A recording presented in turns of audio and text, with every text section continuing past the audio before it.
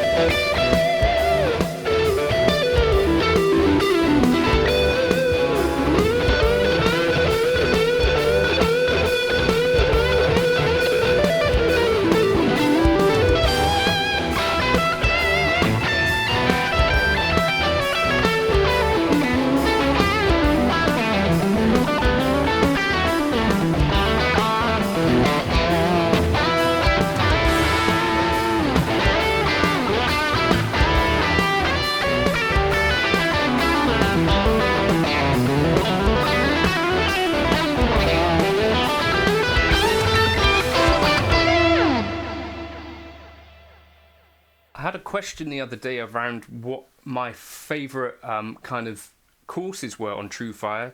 Probably a lot of you may know that TrueFire sponsor the channel, and as part of that I get to see all of their courses. So I kind of wanted to think about the things on there that someone asked for, like a top 5. I think for me, top of the list is the Tim Miller Creative Arpeggio Design one. I really thought that opened up some interesting ideas, and technique-wise, I'd love to look into it a bit more when I get some more time, but that was one that jumps out to me. The Eric Johnson one, purely because I'm a huge Eric Johnson fan, and to get to see some close-up stuff, even though obviously Eric Johnson's playing now is a bit different to like Venus Isle, which I think of as peak Eric Johnson. It's still quite valuable, I think, to get to see sort of close-up stuff of what he's doing, and with the tavern stuff. So Eric Johnson, Tim Miller. Something that I've not really got into as much as I'd like over my kind of career as a guitarist is finger picking, and the Tommy Emmanuel stuff on that has a really great kind of bottom-up course on that, and it turns out you basically need to start your thumb moving first. That was kind of revelatory for me. I think that's a really good one as well. Tim Lurch has a few things on there, I think. Tim Lurch is one of the players that I first kind of got into when I was kind of looking on YouTube for jazz stuff, and something about his playing and the vibe to me seems really cool. So Tim Lurch, two Tims. And I guess maybe Andy Timmons in terms of blending some of the kind of theory stuff with some great kind of feel playing. I really like Andy Timmons playing, so maybe that might be 5 that I think I've got something out of. That's 5, right? Also, Adam Levy's got some really cool stuff on there, which is kind of a bit more relaxed and kind of letting the music kind of breathe quite nicely. So maybe check that one out. You could use the code JNC40 to get 40% off of any of their courses year round, or the code JNC100 to get $100 off of their all access pass, which enables you to get access to any of their courses if you're interested in more than one. Quite good value. Cheers. One of the comments that I get sometimes that I don't feel amazing about, but I can't really say that it's not true, is that I tend to be looking for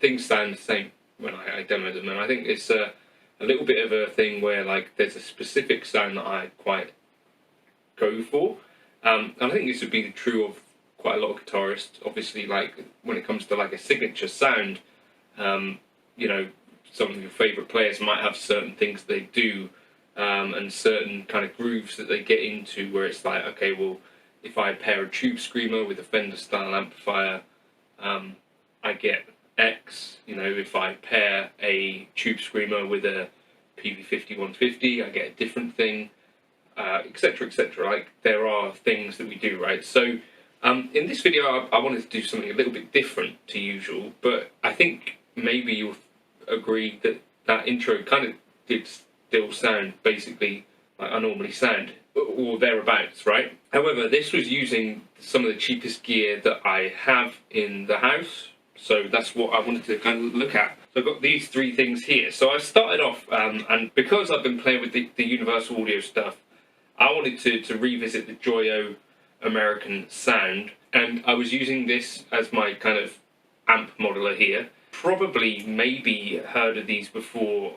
I think these for me were like the first things other than the Pod XT that I remember kind of researching and looking into a little bit. They are a copy of the Tech 21 stuff. So I think Tech 21 is obviously ideally where you'd be putting your money if you want to support the people that actually made them originally rather than Joyo. But having said that, it's a relatively cheap way into what I think are some fairly decent Fender style tones. With the voice thing, you can do various levels of tweedness and stuff, but I don't know how authentic it sounds, but to me it can do the thing that I'm looking for. I paired it with the NuX Steel Singer, which was the pedal that someone mistakenly thought had copied them. So this is a clone of a Free the Tone, I can't remember exactly what the name is. It's some sort of variation of Steel Singer, Steel String Slinger, String Singer, all of those sorts of things. But it's basically a tube screamer, a tweaked tube screamer, as so many pedals on the market are. I've recently discovered that they have these names for this stuff in forums, the tweaking forums, like the PCB forums and stuff. It's like just another tube screamer. I think that's what it is. It might have an F word in it, I'm not sure. So that's what that is based on. So the cheapest tube screamer pretty much on the market, except for some of the other stuff. I think it sounds alright actually. So I was going into that, and for the low gain stuff, that worked really well. For that kind of mid gain stratty tone as well. And then I thought, good old trusty Blues Driver. Now it took me until this year to actually discover the Blues Driver. This is from my teacher, Mr. Leyland. He sent this one, and then, you know, after I played it for a while, he said, you can keep that. The reason that I got into this was Andy Timmons has on his touring board, or he had, I think he now uses a Keeley. They made the app mod, like his actual signature pedal now. But on his Sweetwater board, he had some stock Blues Drivers on there. And I think they sound absolutely fantastic, actually. And I need to revisit this pedal a bit more often, I think, because this seems to me to be one of the more different drive pedals there are. But anyway, that's what. So that's about 30 quid. Blues Driver, what are they, about 80 quid? An American Sound, what's that, about 30, 40 quid? Not expensive, but I think, in context, sounds pretty good. This is not on. Is now, sorry about that, the sound was bad. So yeah, sounds pretty good, and I thought, you know, it required no menus, which I think is a thing that is valid too, because I think, yeah, this playing with modelers all the time, potentially you get a little bit accustomed to using so many menus and stuff that you end up doing the same thing all the time, maybe. So like, for instance, if I was in the HX Stomp world, probably I might pull up a Fender style model or like a Dumble style model, stick something in front of it, a compressor, a drive, go into the cab block, probably put a high cut on it to kind of smooth out that tone. Then I go in, stick a delay on, a dual delay, and stick on a reverb at the end. And generally, you know, get pretty similar results. So maybe I should be on the lookout for things that do different things, like a Blues Driver does a different thing. But also it shows me, you know, like to some extent, the gear probably doesn't matter as much as always we think it does. And this is also a point to make, that the reason I do videos with these pieces of gear is that they offer an excuse to make a video and to get to play guitar. These days I don't get to play quite as much as I used to with the kid and stuff, which is a positive, but it does mean that I do like to sort of just check out pieces of gear, and it just can mean that I can make a video for the whole reason of doing like that intro, where I get to try and create a piece of something that someone somewhere might not hate, might enjoy listening to it for a second, and then, you know, the video is about whatever that piece of gear is. That to me is the kind of point of some of this gear, is to offer some inspiration, and today these did that, so that was kind of cool. Blues Driver, I think for me, it's got to be one of the more interesting drive pedals out there. I really like the kind of chirpiness and the stringiness that you get out of this. I did a video on it. Basically, it's a Fender tone stack stuck in between two gain stages. Kind of interesting. Sounds great, I think, for certain things anyway. Oh, and then for the delay and reverb, I was using my most expensive pedal, which Eventide sent over, the H90, which I need to investigate more, but I did set up a delay and reverb in here that I really like the sound of. So it's like a mod delay doing the stereo thing, and then there's like a plate reverb, one of the newer algorithms. Sounds really good, and because I find it quite difficult to tweak, I'm not inclined to tweak with it. So that's kind of an interesting thing. Do you have any kind of go-to things like this that you think are maybe not necessarily fancy, but you still really appreciate? Blues Driver is one of them for me, for sure. And I think that is still a little bit of a secret weapon. You know, as a backup, that could be a really good piece of gear to have, I think. If you need to go direct for any reason, I think that actually, paired with some of your normal stuff, could be a real you know, gig saver potentially. So something like that might be worth sticking in a gig bag for something, right? I don't know, let me know your thoughts in the comments. Also, I'd like to know, are there some things, because I'm thinking about doing a video on this, that you feel like you should like and that you've tried. So one for me is a Zen Drive, another for me was the Klon.